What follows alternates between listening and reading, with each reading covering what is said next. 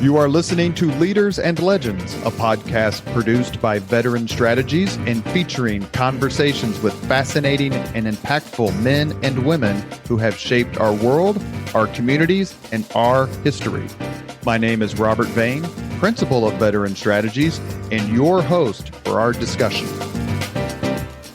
You are listening to Leaders and Legends, a podcast presented by Veteran Strategies, an Indiana-based public relations enterprise, and sponsored by Garmon Construction, Leaders and Legends LLC, the Grand Hall and Conference Center at Historic Union Station, the McGinley's Golden Ace Inn, and NFP, a national insurance broker with strong local content.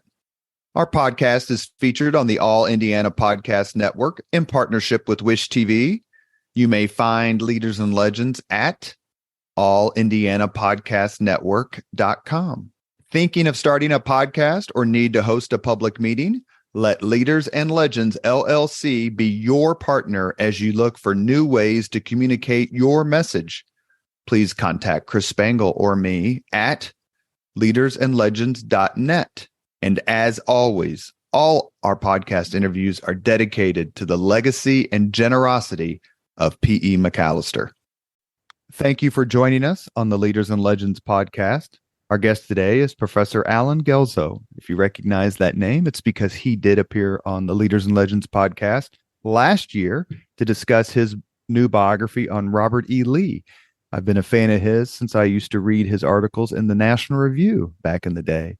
Professor Guelzo, I'm not going to read his entire CV because it would take up all of our time, but he is currently the Thomas W. Smith Distinguished Research Scholar in the James Madison Program in American Ideals and Institutions at Princeton University, where he teaches courses on Lincoln, the Civil War era Constitution, and American intellectual history.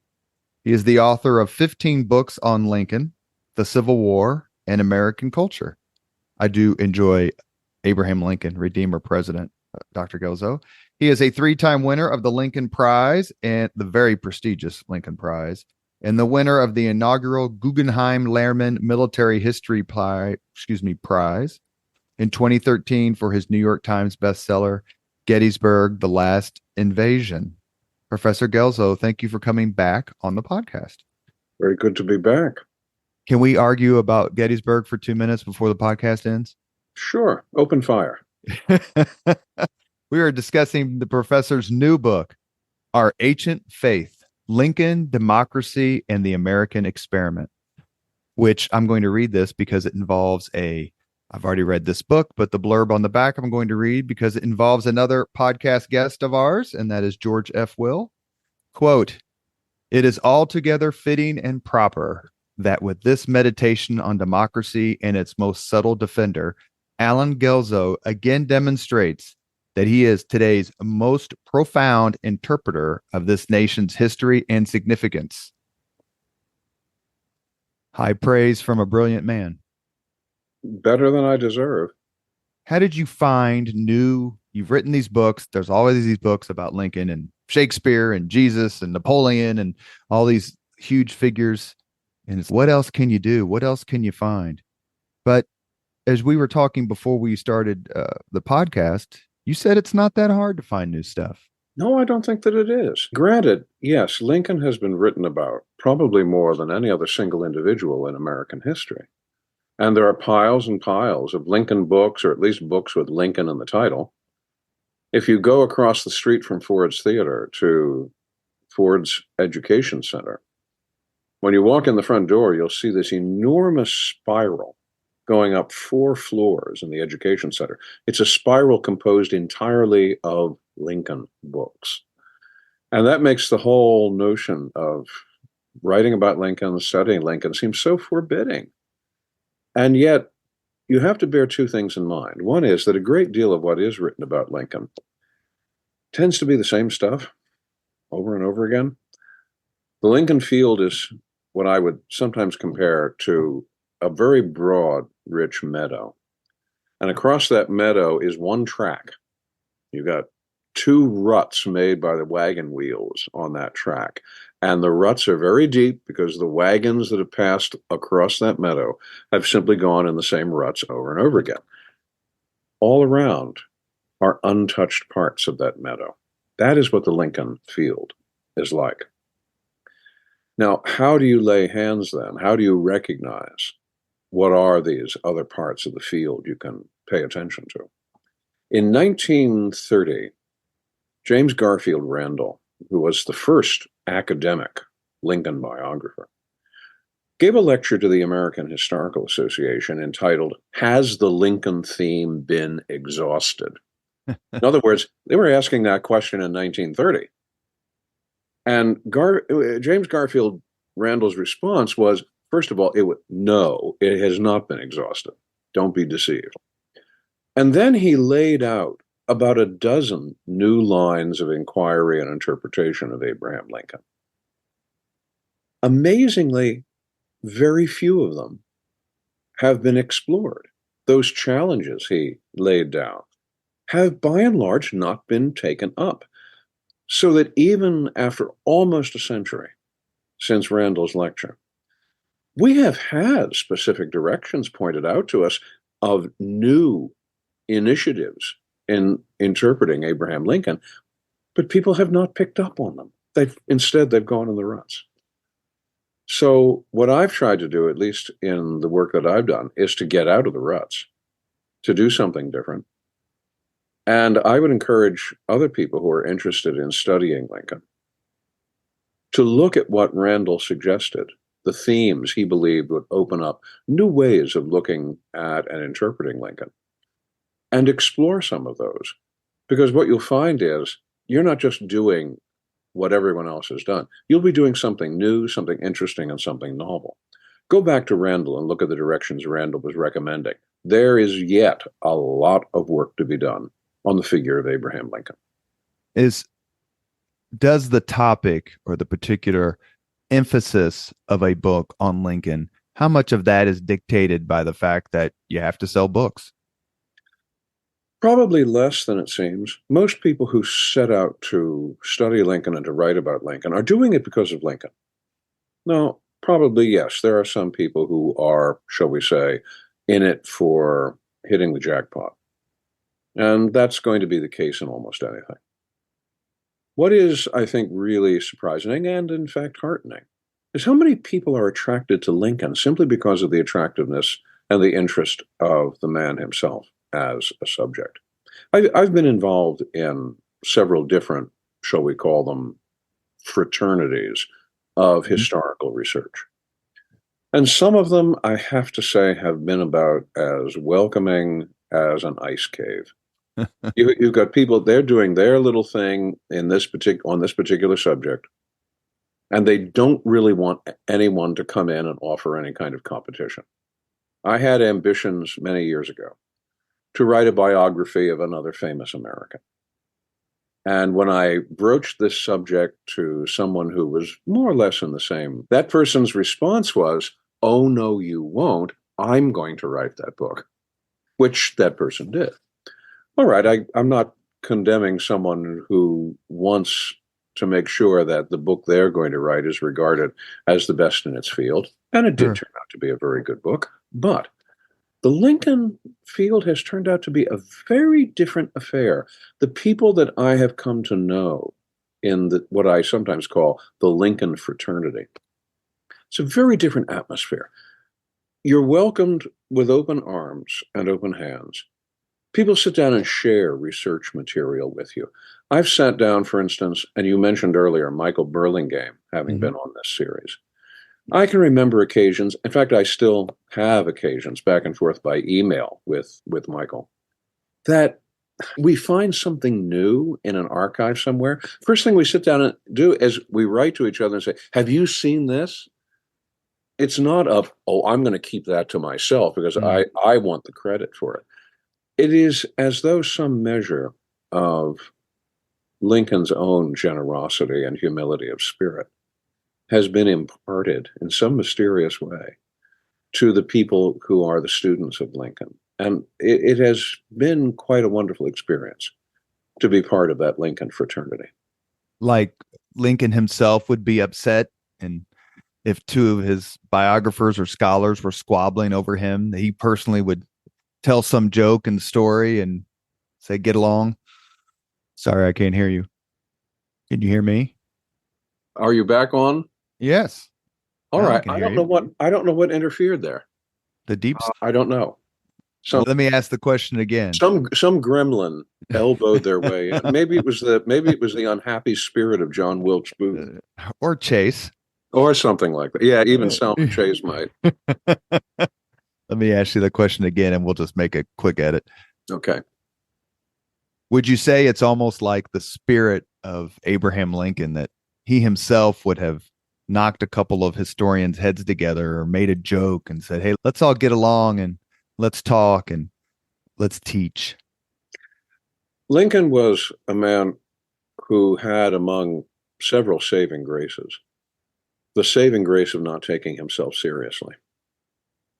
He said on several occasions things that are really worth remembering for one's own personal conduct. In July of 1862, he responded to a letter he'd received from a man named Cuthbert Bullitt in Louisiana. Bullitt was a Southern Unionist, and there were parts of Louisiana that had now been reoccupied by Union forces, and there was a good deal of back and forth between the Union military occupation and those who were, in fact, Southern Unionists who thought they should be allowed to call their own shots. And Bullitt gets frustrated enough with this that he writes to Lincoln and complains, "Your generals are doing this, your generals are doing that. They're making a mess of things here in Louisiana." And Lincoln writes back to Bullitt and he says two things. One is, first of all, he says, "Look, you people in Louisiana caused this trouble. You brought it down on yourselves. Don't come complaining to me." But the second thing he says, and this is how he closes his letter, "I shall do nothing in malice. What we are dealing with is too great for malicious dealing." And I think that's a simply remarkable statement.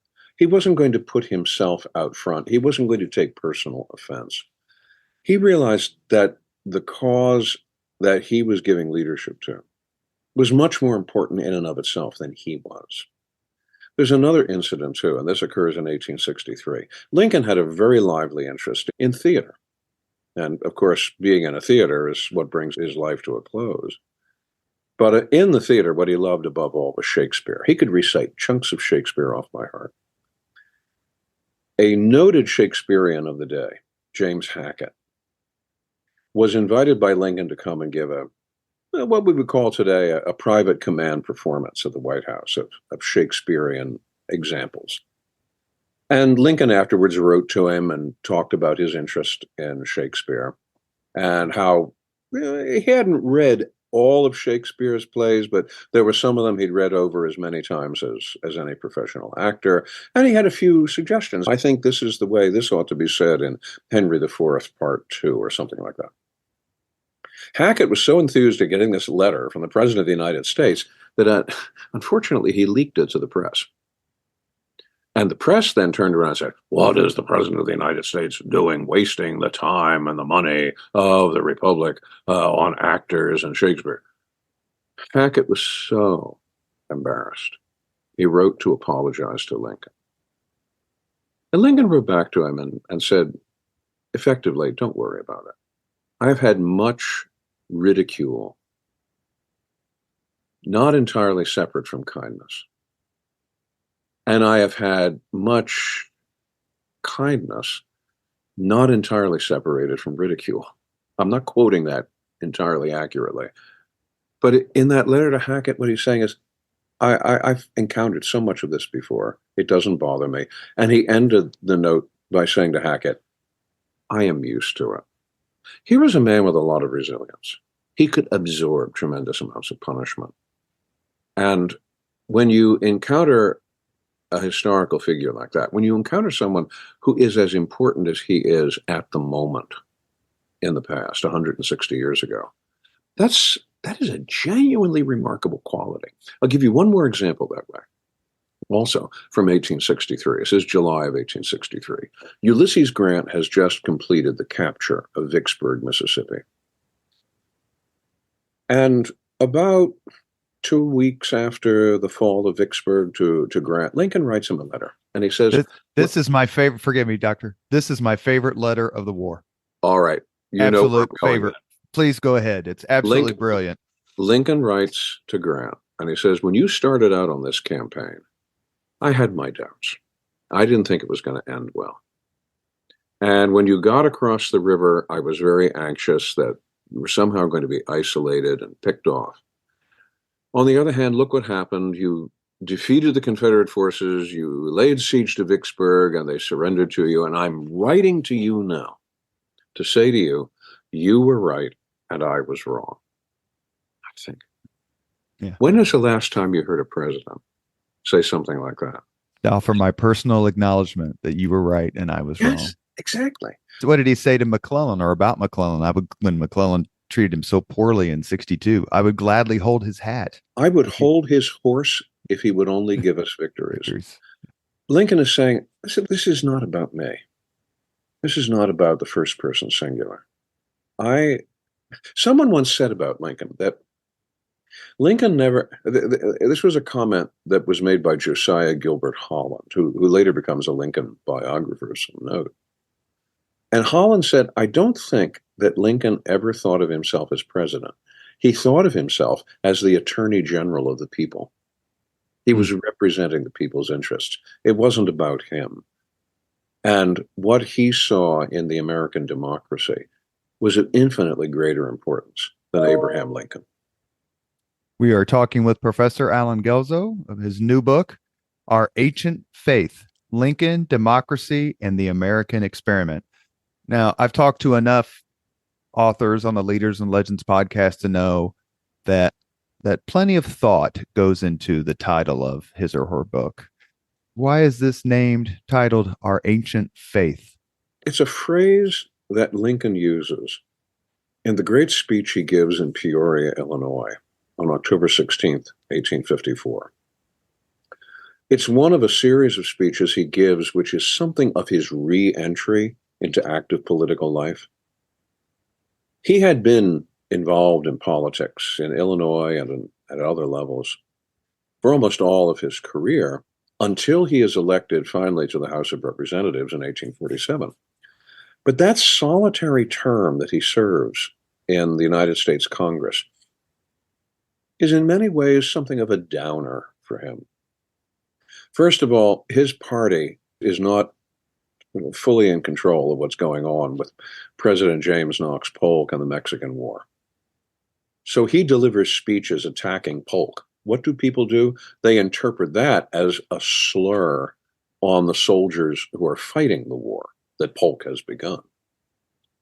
So even when Lincoln makes motions toward perhaps a second term, it's made very clear, no, we're not letting you run again. The Whig Party in Illinois lays that down very clearly for Lincoln. And this is largely because back home in Illinois, there was a lot of criticism for Lincoln's criticism of President Polk. So Lincoln comes back to Illinois after that solitary term in Congress.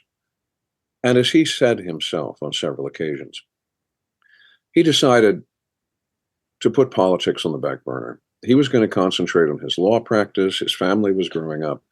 And he seemed almost to have lost some of his fire for politics. And then in 1854 comes the Kansas-Nebraska Act. The Kansas-Nebraska Act is a game changer in American politics. Because effectively what it does, through the doctrine of popular sovereignty, it makes it possible for slavery to become legalized in all of the Western territories. And Lincoln's fear is that once you do that, then the political balance of the future shifts towards slavery. And sooner or later, that political balance will weigh against the free states and slavery will become legalized throughout the country.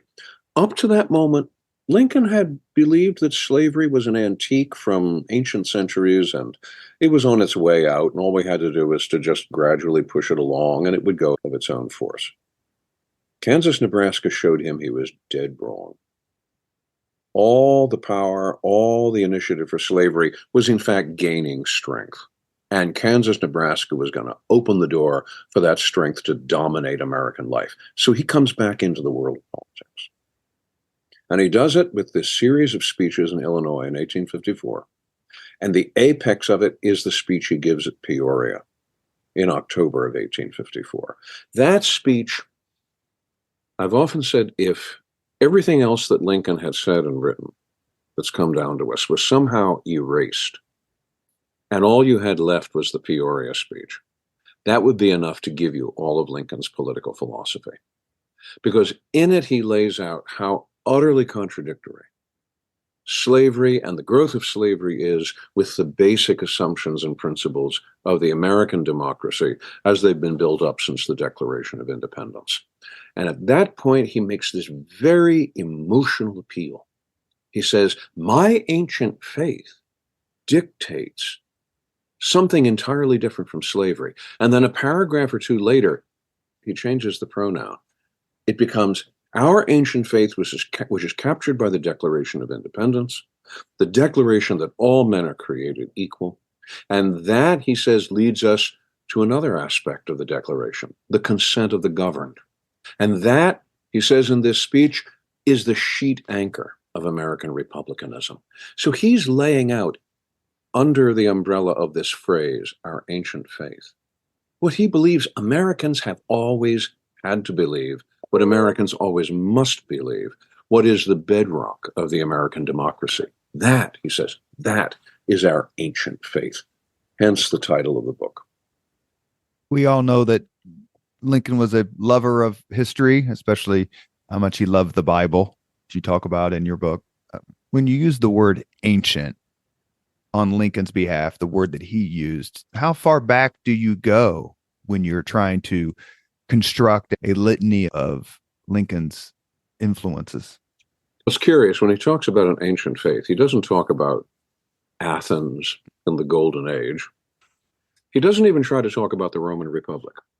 For him, this ancient faith was born in 1776. That may not strike us as terribly ancient. So it's worth asking, why would he use a word like ancient? Why doesn't he say something like, this is our traditional faith, or this is the faith we've been following for the last, 70-some years? I mean, he does say something somewhat like that at Gettysburg in November of 1863. He says, 7 years ago, not our ancient faith. So the word ancient strikes us as a little strange. Two things I think have to get borne in mind. One is there's a certain Lincoln is not a historian. He's not a scholar. So he is going to talk about an ancient faith because for him, ancient is something which exists before the immediate experience of people alive then. In fact, sufficiently far back in that experience that it really does seem ancient, that it might as well be Athens and the Golden Age. Now, we might say, wait a minute, it really wasn't that long. But look at the ways in which he talks about, let's call it ancientness. In the Lyceum speech of 1838, his first major political utterance in public that's well received and well documented. In the Lyceum speech, he speaks there about people who don't have any connection anymore to the American Revolution. He says, the Revolution laid out the fundamentals of the American Republic. That's true, but the silent artillery of time, that's the phrase he uses, the silent artillery of time has worn all that away. And we no longer have very much in the way of living testimonies of the revolution around us. So what is going to help build up and perpetuate our political institutions? His answer is reverence for the law. Reverence for the law is what we have to cultivate in every place and in every household.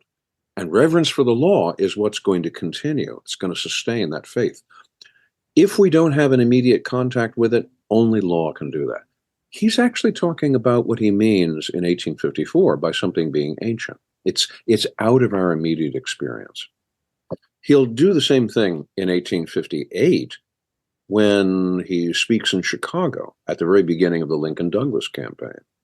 And once again, he'll say, fully half the people of this country have come from someplace else. They don't have any immediate contact. Grandpa didn't suffer through the snows of Valley Forge with General Washington. No, they came from, as he puts it, Scandinavia, Germany, France. They came from other places. Fully half the country.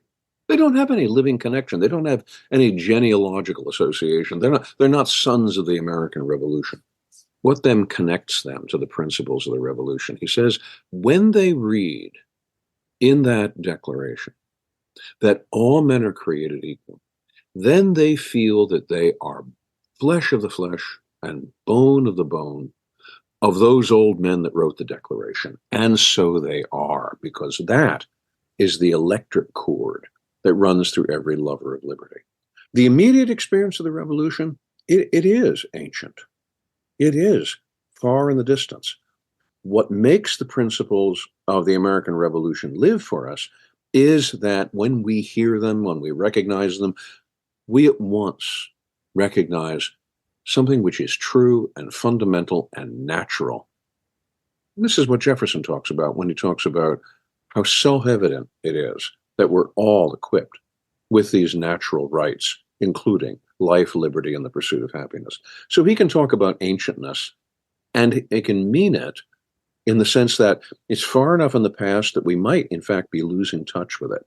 But principles, if we can readopt the principles, as he says again in the Peoria speech, if we can wash our robes white in the blood of the revolution, then we can grasp those principles just as if they were newly hatched in our own time, despite the fact that they might be chronologically ancient. Is this what I'm a huge fan of Abraham Lincoln's first inaugural address? So is this what he's reaching back for when he uses phrases like mystic chords of memory, and he's trying to get the Americans to become his fellow Americans to become one again? Like, we've all shared, we've all fought in this great experiment, and we all can prosper. Let's just figure this out somehow, some way. To me, the pleadings of the first inaugural address are inspiring, yet there's like heartbreaking. Mm-hmm. Especially in that final paragraph of the first inaugural. Much of the first inaugural is a very lawyerly exploration of the follies of what is being committed by the seceding states. At that point, when he delivers the first inaugural, 7 states have seceded from the Union. It's eventually going to be 11, but 7 have seceded. And he spends much of his time simply saying, this is not a possibility. Constitutionally, legally, this is folly. In fact, what we're doing is we're not promoting something which is democratic. We're promoting anarchy through the idea of secession. It's when he comes to the end that he turns and makes this dramatic appeal. We are not enemies, but friends. We must not be enemies. We must hear those mystic chords of memory. And I think that you're right. It is tied to this notion of an ancient faith. And what he wants us to do at the end of the first inaugural is to remember that ancient faith, to reappropriate it. And if we do, then we can put by passion. We can be governed by reason. And the future will, in fact, be a future of union and prosperity. That is a plea, of course, which the Confederate government had already organized itself to ignore. And so we had a war. You are listening to Leaders and Legends, a podcast presented by Veteran Strategies, an Indiana-based public relations enterprise, and sponsored by Garmong Construction, Leaders and Legends LLC, the Grand Hall and Conference Center at Historic Union Station, the McGinley's Golden Ace Inn, and NFP, a national insurance broker with strong local content. Our guest today is Professor Allen Guelzo. We are discussing his new book, Our Ancient Faith, Lincoln, Democracy, and the American Experiment. To the extent that Lincoln thought he was protecting, promoting democracy, who did he think was undermining it and poisoning it? For one thing, it was the secessionists. Now, granted, he convinces himself that the secessionists are really a group of hijackers. that there really is no huge groundswell in the South for secession. It is, and the South has become a plantation oligarchy. And these oligarchs have stolen democracy away from the people of the South. And the ultimate theft is when they want to go off on their own and set up their own Confederate States of America.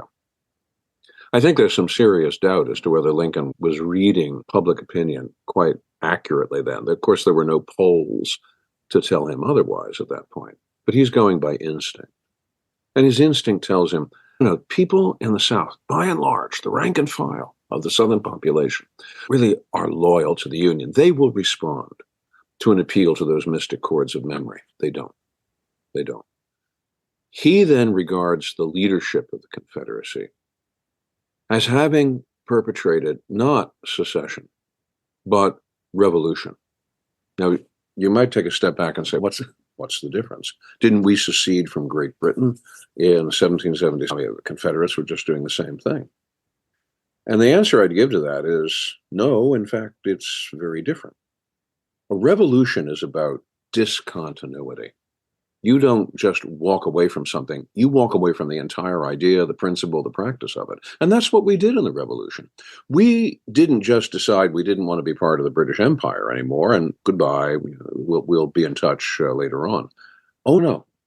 In the American Revolution, we not only detached ourselves from the British Empire, we got rid of the whole idea of monarchy. We got rid of British ways of doing things. We threw tea into Boston Harbor. We went, and in fact, we wanted to set aside even the tradition of English common law. Now, what we do, in effect, is we actually Americanize it. But we have discontinuity. We are doing something entirely different. And one of the national mottos, Novus Ordo Seclorum, a new order in the ages. We really meant that.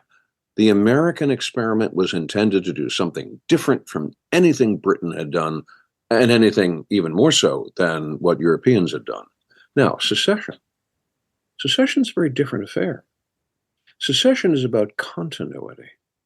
Secession is where, for a variety of reasons, one group within a larger whole decides that things are not working out. We speak a different language, we have a different religion, we have a different culture, and we don't disagree, we have no grudges, but it really would be a whole lot better if we just went a separate way. And the example of that is Belgium in 1830, and then later on, the division of Sweden and Norway in 1906. And these were peaceful, these were amicable, and they were about continuity. Belgium detaches itself from the Netherlands, but it remains a monarchy. Sweden and Norway, again, same thing. They detach themselves, but they both remain monarchies. Secession is about a peaceful resolution. Now, you might say that a peaceful resolution would really be a nifty idea, but there's only one legal problem with what was going on in 1861, and that is the Constitution provides no mechanism for peaceful, continuous secession. It's just not there. You would think, if you were going to regard the Constitution as a contract between sovereign states, contracts, anyone who's had a course on contract in law school knows that in a contract, you not only start something, but you also have to have provisions for ending it. The contract has to say, this is what will happen when this particular arrangement, partnership, or business ends. And above all, you've got a reversion clause, which will say, this is how we're going to divide the proceeds and what this particular business or corporation owns. There's nothing like that in the Constitution. There's not a whisper of it. There is no provision in the Constitution for any kind of peaceful, continuous separation of the pieces of the United States, the separate states. No, it's just not there. There is no such provision. Why? Because the Constitution understood that it was permanent, that you could destroy the Constitution, but you could not dismember it.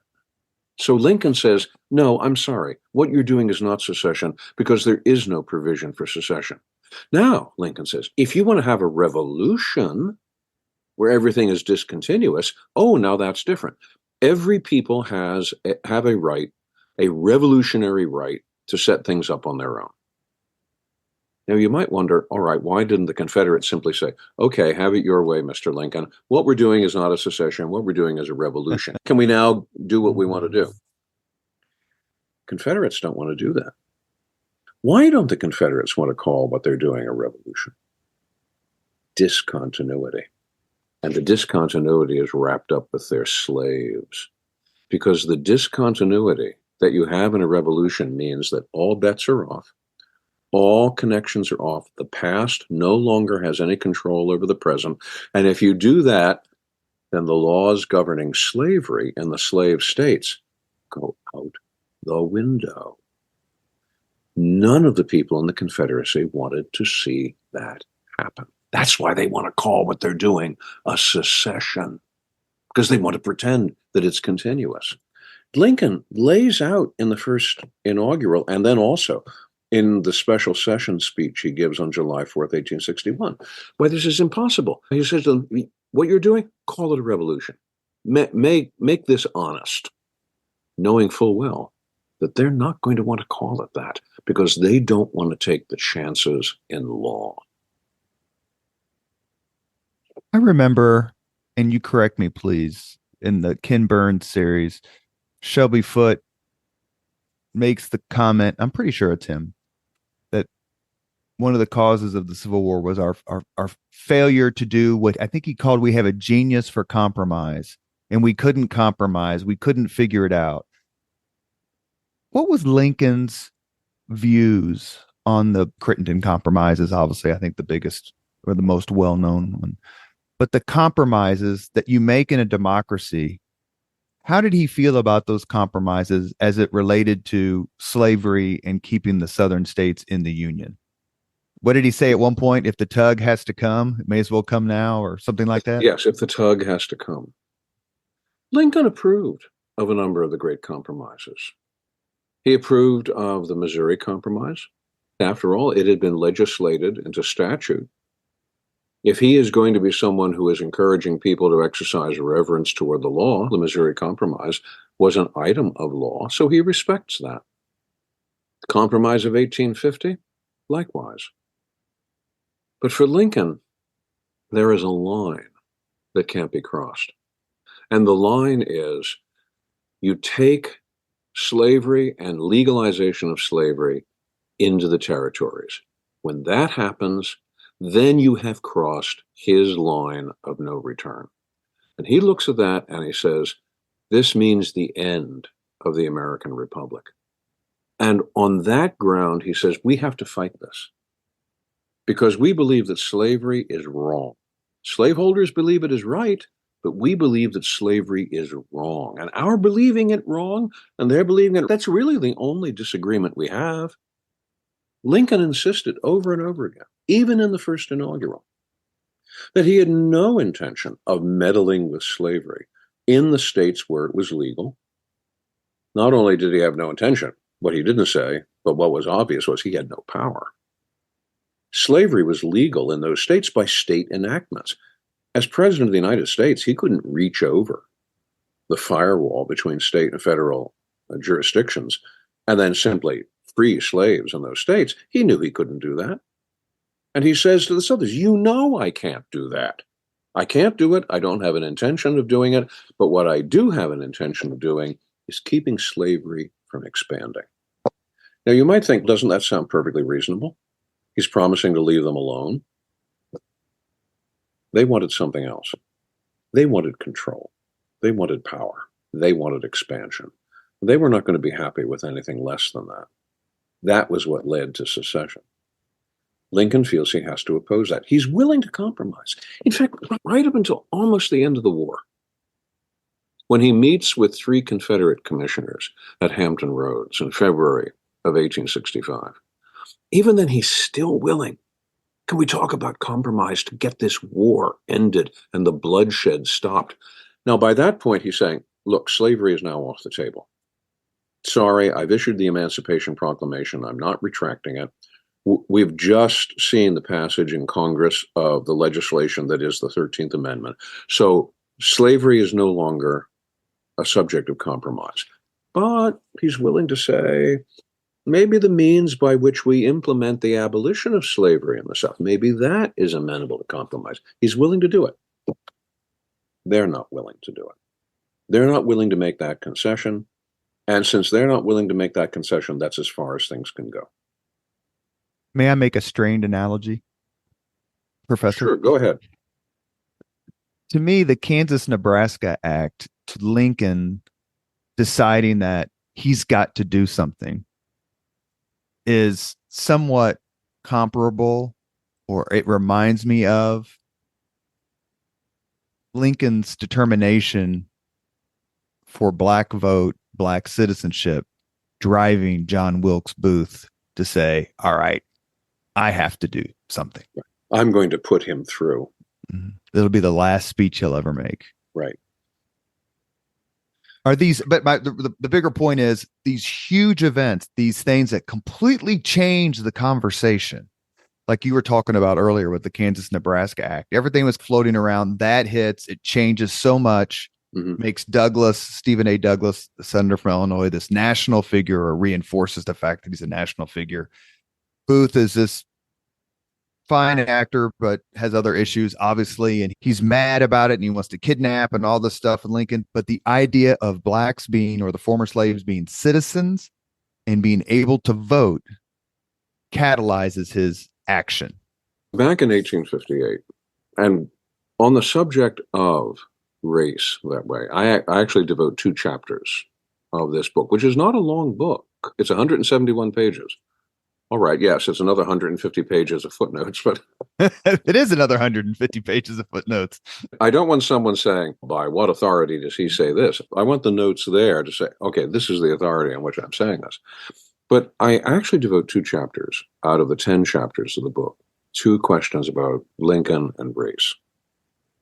And on the one hand, it's very easy, and I've met very many people who have done this. They have gone to something like what Lincoln says at the opening of the 4th of the Lincoln-Douglas debates in Charleston, Illinois, where he says, I have no intention of promoting social or political equality from blacks and whites. I'm not advocating for black people to hold office, serve on juries, to vote. I'm simply saying that when a black man earns by the sweat of his brow the bread that he's going to eat, he's got a right to put it in his mouth and not have to give it to someone else. And in that sense, Lincoln goes on to say, in that respect, in that natural right that he has to eat the bread that he's earned by the sweat of his brow, he is my equal, Judge Douglas is equal, and the equal of every living man. Now, many people afterwards say, well, that's not much equality, is it? Understand 2 things. One is, Lincoln there, yes, is talking about natural equality. That's not because he doesn't believe that there are certain categories of civic and political equality. It's that in the 19th century, it was widely understood that these are 2 different categories. Slavery, however, is built on the idea, not just that you deny equality in one category, but that you deny it in both. And no one saw where Lincoln was going with this more clearly than Stephen A. Douglas, his opponent, because Douglas will stand up right after Lincoln and say, when Lincoln talks to you about this natural equality between black and white, don't listen to him. Because as soon as you agree with that, you're on the high road to civic and political equality. And for once in his life, Stephen A. Douglas was right. That is, in fact, where that was going to take things. And in the distance, in the just 7 years between that debate in Illinois and what Lincoln is advocating in 1865, he has moved along exactly those lines. You start with the natural equality of all human beings described in the Declaration, and ineluctably, you are going to be drawn into that next category of civic and social equality. It's going to happen. And the remarkable thing is, the war is the catalyst for that. It's the catalyst for it because war tends to be a catalyst for social change anyway. But it's especially a catalyst because of the black soldier. Lincoln always had a vivid sense of personal obligation. And when his feeling is when you call upon black Americans to enlist, to wear the blue uniform, to fight under the stars and stripes, then As he says in the Conkling letter in September of 1863, if you're going to do that, everyone functions. Every human being functions on the basis of self-interest. If you want black people to fight for you and win this war, then you're going to have to give them something too.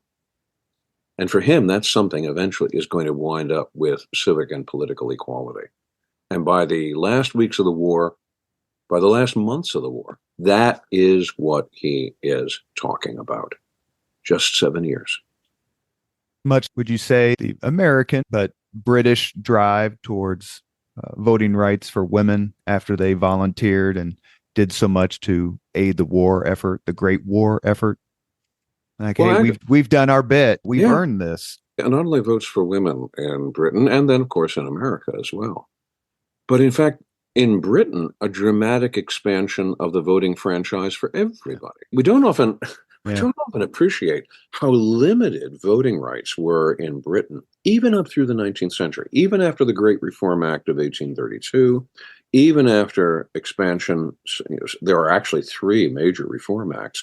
Each of them does a little tweak. Each expands the franchise a little bit more. It's really not until 1918 that, as a result of having called these millions of people into the service of the British Empire, that the sense of the British government is, we're going to have, it's payback time. We are going to have to compensate. And the compensation is going to have to come in the form of the expansion of the franchise.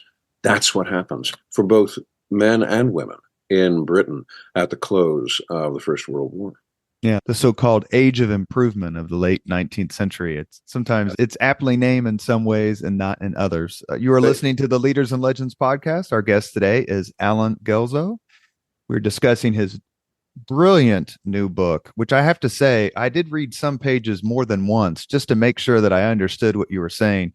That's a compliment to you, not anything else. Because I hope I was not being dense. It was not being dense. It was if you were my political candidate, I would spin it and say you're being profound, not dense.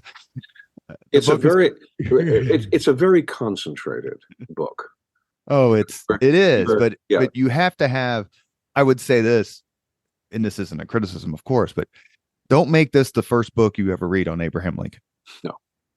There are several books that are amazing, but when you feel like you understand a little bit more of the man, the times, his mind, who he surrounded himself with, the cause, this book is an excellent way to bring all those together. You were talking about a few minutes ago, and it led me to this next question I was going to ask anyway, but it's a perfect segue. Well, Stephen Douglas, the senator who ended up being a Democrat nominee for president in 1860, knew where Lincoln was going.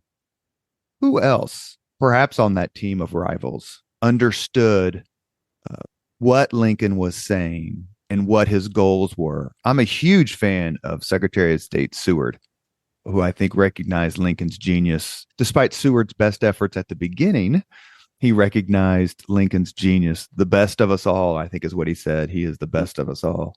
Did any contemporary understand where Lincoln was going and Lincoln felt a kindred spirit? It's difficult to say because Lincoln does not open himself up easily to other people. He doesn't have a circle of confidants. There are friends of his that he uses during the war years to act on embassy. And I don't mean embassy in the sense of a formal diplomat. Sure. If he's anxious, let's say, about popular opinion in Indiana, he will call on one of his old friends from Illinois and say, would you go over into Indiana and talk to people there and then report back and give me a sense of what popular opinion seems to be moving toward. But decision-making, he doesn't have a circle of people that he draws in that way. Even his cabinet. And this is one point in which he doesn't, in fact, have a team of rivals. They're not even close to being his rivals. And they know it from the way he treats them. One of the curious things about the presidential cabinet was that from the time of Washington up until the election of Lincoln, the presidential cabinet had actually been doing a kind of bracket creep in terms of its authority, its independence, its sense of itself, to the point where in the 1850s, when Jefferson Davis is Secretary of War under Franklin Pierce, Davis is almost acting like an independent figure in the Pierce administration. It's almost becoming something similar to British cabinet ministries, where you do, in fact, have what amount to fiefdoms that are responsible directly to Parliament. Lincoln ends that at once. Lincoln makes it clear from day one, not just with Seward, but with every member of the cabinet, that they are there to do his bidding. He yanks Seward's chain the most publicly, but he actually does it with all of them. And no one resents it more than Salmon Chase, the Secretary of the Treasury, because Chase had visions that he was somehow better than Lincoln, that it was only an accident that Lincoln was the president rather than Salmon Chase. And of course, Chase is going to spend a substantial amount of time leading up to 1864 trying to position himself for a dump Lincoln movement. Correct. And Chase writes in his diary, he's very frustrated. He says, Lincoln doesn't consult us for our opinions. Lincoln just treats us as heads of departments, that we're just there, he's going to give us orders, and we're going to execute them. And Chase thought that was scandalous. What Lincoln does is to establish a pattern of relationship between the presidential cabinet and the president, which we inherit to this day.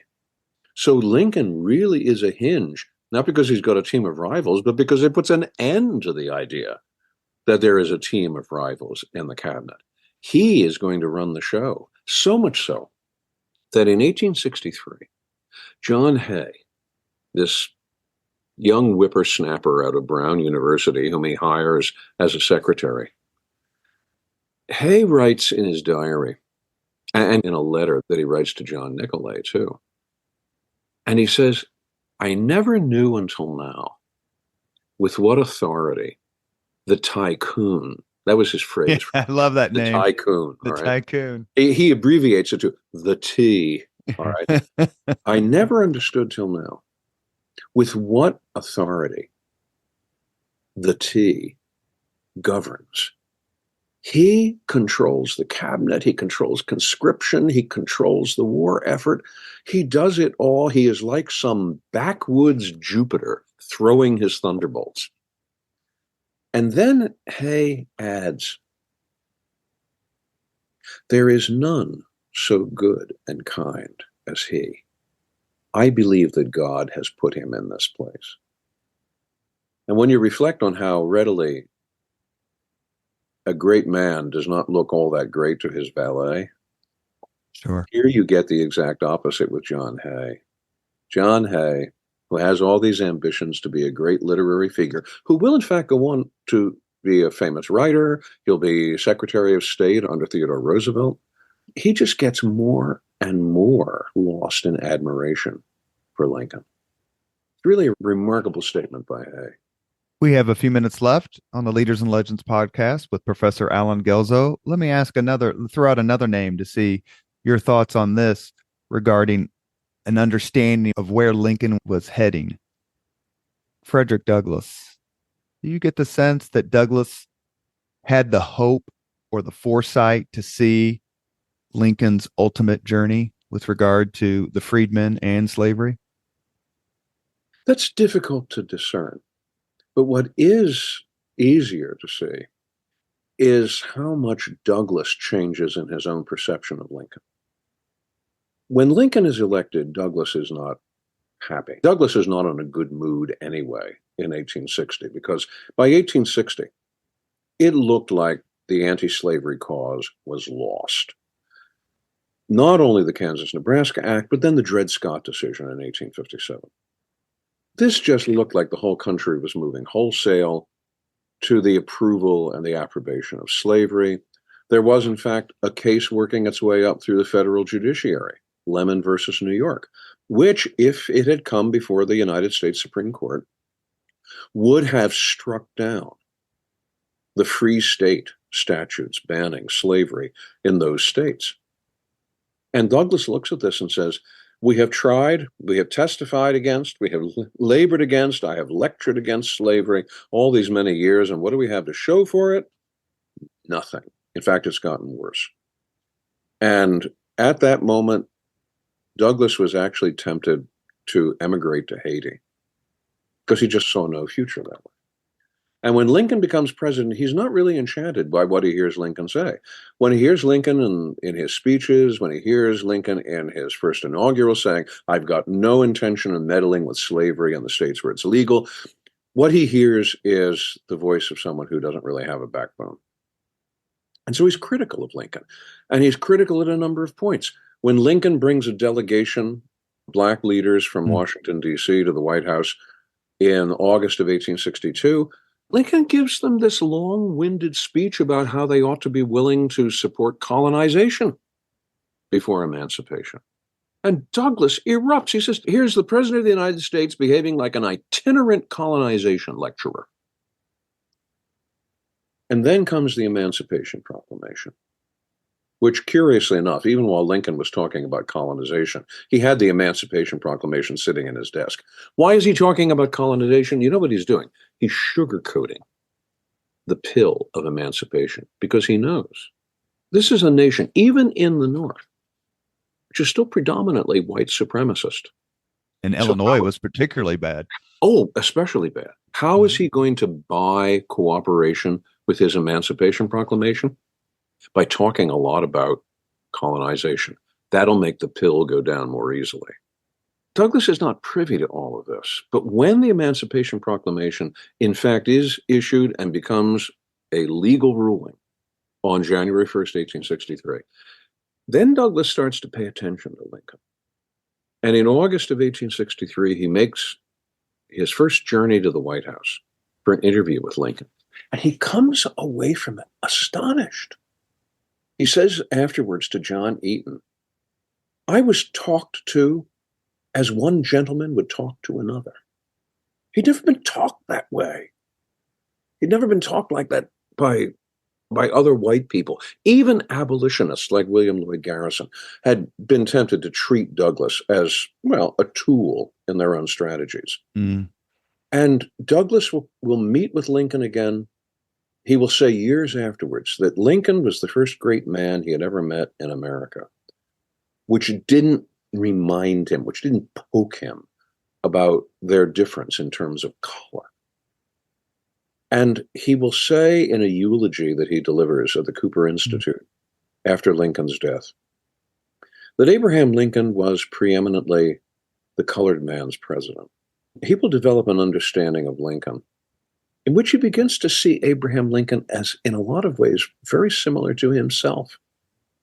He says in the memoir he writes, this brief memoir he writes of meeting with Lincoln, he said the reason Lincoln didn't dwell on the difference of color was because Lincoln saw in Douglas what Lincoln had seen in himself, someone who started out at on the very bottom rung of the social and economic ladder, and who, by labor, by intelligence, by application, by diligence, had made something of themselves.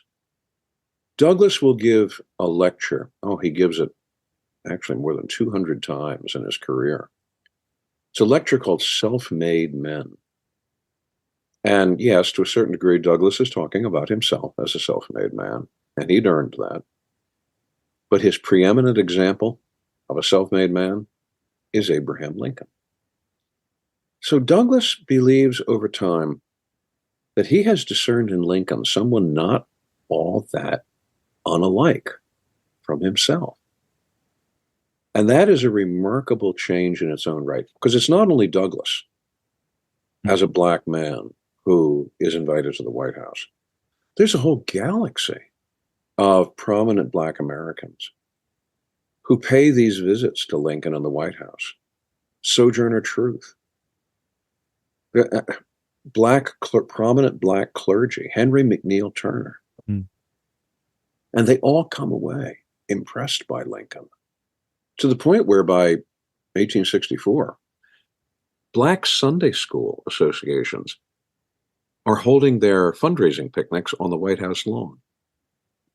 Before 1860, who could ever have imagined a white president in a white republic treating black Americans that way? So Lincoln doesn't draw attention to himself for doing that. He's very subtle. He has this very back kitchen way of doing things, as Benjamin Wade once said. But he sends the message all the same. We are now moving into a different era. And it is a different era, not because we've broken with the past, but because we have finally understood how to realize the past. We are having a new birth of freedom. And Rick Burkheiser, I think, captures this perfectly when he says that at Gettysburg, Lincoln didn't talk about a birth of new freedom, as though we were going to be entirely different from the past. No, we are talking about a new birth, a renovation, a rediscovery of the principles that originally animated the American democracy. And if there's anything that I think we need to hear today, it is from the example of Lincoln teaching us, come back to democracy, come back to the ideas of the Republic, wash those robes in the principles of democracy, especially our ancient faith. Professor Allen Guelzo discussing his latest book, Our Ancient Faith, Lincoln, Democracy, and the American Experiment. And you were very kind at the beginning of this podcast to let me mention Gettysburg, and I'll do it in this vein, no pun intended. I was very good friends with the deceased, brilliant, unbelievable man. I'm very lucky to have his friendship. Andrew Jacobs, who was on the Lincoln Bicentennial Commission. And the only argument he and I ever got into, that was like a real argument, was his contention that Mary Surratt was completely innocent and was unfairly executed. I remember just looking at him and started laughing. I'm like, you spent too much time in the cold in Korea there, Andy. I said, you got to be kidding me. I will say this without the slightest tincture of flattery, that my opinion tends to lean in your direction. I think it is impossible for me to imagine that she did not know what was going on. The second great man great Hoosier, to whom I expressed a perhaps controversial Civil War opinion, was history buff extraordinaire and former Governor Mitch Daniels. I'm guessing I know of him. I don't believe we've ever met or spoken or anything like that. But I know the names of some governors. I'll say he came on the podcast. Excuse me. I probably know the names of more Civil War era governors than I know of modern governors. Actually, it's funny because I introduced Mitch Daniels at an event one time, and I called him the greatest governor in Indiana history, save for Oliver P. Morton. And I asserted to Mitch Daniels in a podcast interview that the Battle of Gettysburg was severely overrated. And he looked at me with a visage of disdain, disappointment, little disgust.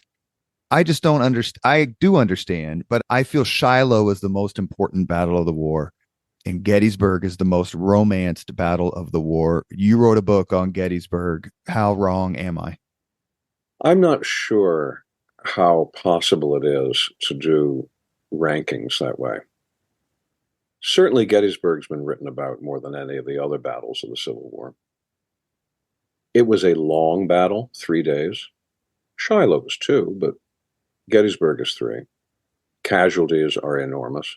The consequences are enormous, probably more enormous than Shiloh. So I would say, yes, there's some argument for saying that Gettysburg perhaps should outrank Shiloh.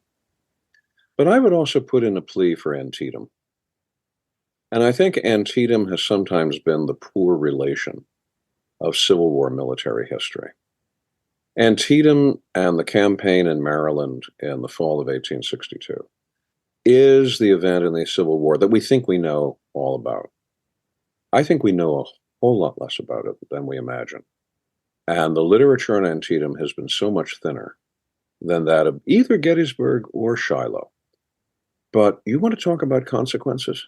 All right, granted, Lincoln does not go to Antietam afterwards and deliver a memorable address. But he does write a document that he could only have written because of what happened at Antietam, and that was the Emancipation Proclamation. And I suppose you might say that the Emancipation Proclamation is Lincoln's Antietam address. And that is the single greatest change or game changer of the Civil War, maybe the single greatest pronouncement by an American president in American history. Perhaps rather than worrying about Gettysburg and Shiloh, I would suggest that we might devote some more attention and some more seriousness to understanding what happens in the fall of 1862 in Western Maryland.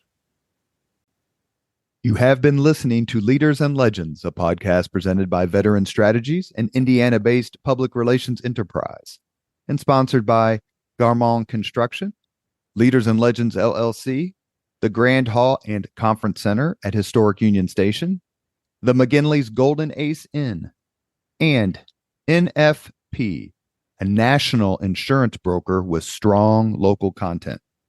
As always, all our podcast interviews are dedicated to the legacy and generosity of P.E. McAllister. Our guest today has been Professor Allen Guelzo. We discussed his new book, Our Ancient Faith, Lincoln, Democracy, and the American Experiment. Professor Guelzo, this is the second time you've been on the podcast. I'm very grateful for your time. Your books are wonderful.